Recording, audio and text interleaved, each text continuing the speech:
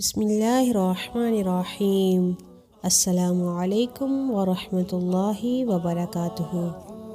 جنت میں درخت لگوا دینے والے کلمات۔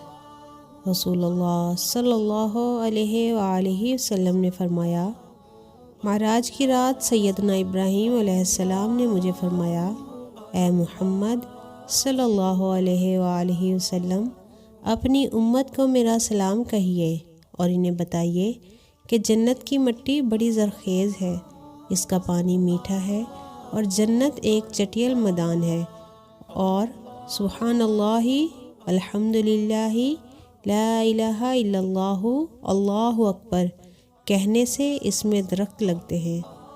یہ سلسلہ سیاح احادیث 105 روایت ہے سیدنا عبداللہ بن مسعود رضی اللہ تعالیٰ عنہ کی۔ السلام علیکم ورحمۃ اللہ وبرکاتہ۔